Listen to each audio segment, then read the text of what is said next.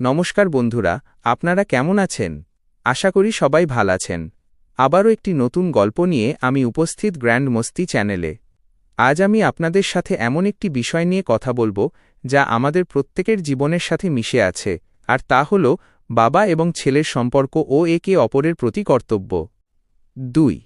গল্পের মূল অংশ। বন্ধুরা, একটি পরিবারে বাবা হলেন সেই বটবৃক্ষ যিনি নিজে রোদে পুড়ে আমাদের ছায়া দেন। ছোটবেলায় যখন আমরা হাঁটতে শিখি, বাবা শক্ত করে আমাদের হাত ধরেন যাতে আমরা পড়ে না যাই। বাবার প্রধান কর্তব্য শুধু টাকা উপার্জন করা নয়, বরং সন্তানকে সঠিক মানুষ হিসেবে গড়ে তোলা এবং জীবনের প্রতিটি কঠিন সময় পাশে থেকে সাহস দেওয়া। তিনি আমাদের চোখে পৃথিবী দেখার আয়না হয়ে থাকেন।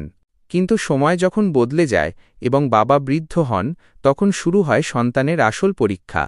একজন ছেলের কর্তব্য হল তার বাবার সেই বয়সের লাঠি হওয়া। বাবা যখন বৃদ্ধ হন, তিনি আবার সেই ছোট্ট শিশুর মতো হয়ে যান। তখন আমাদের কর্তব্য হল তার প্রতি ধৈর্য ধরা। তিনি হয়তো একই কথা বারবার বলবেন, কিন্তু বিরক্তি না দেখিয়ে হাসিমুখে তা শোনা আমাদের দায়িত্ব। বাবার এখন দামি কোনো উপহারের চেয়ে আপনার দেওয়ায় একটু সময়ের বেশি প্রয়োজন। তার পাশে বসে দিনে অন্তত 10টি মিনিট কথা বলুন।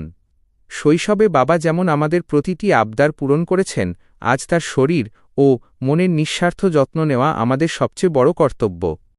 3.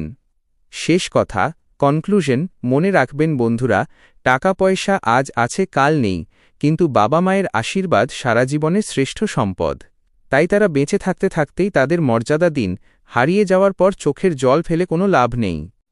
আজকের এই ছোট্ট বার্তাটি যদি আপনাদের ভালো লেগে থাকে এবং আপনাদের হৃদয়ে স্পর্শ করে, তবে ভিডিওটি অবশ্যই লাইক করুন এবং প্রিয়জনদের সাথে শেয়ার করুন। আর আমাদের গ্র্যান্ড মস্তি চ্যানেলটি সাবস্ক্রাইব করতে একদম ভুলবেন না, যাতে এমন আরও জীবনধর্মী ভিডিও আপনারা পেতে পারেন। দেখা হচ্ছে পরবর্তী ভিডিওতে। ততক্ষণ সবাই ভালো থাকবেন, সুস্থ থাকবেন। ধন্যবাদ।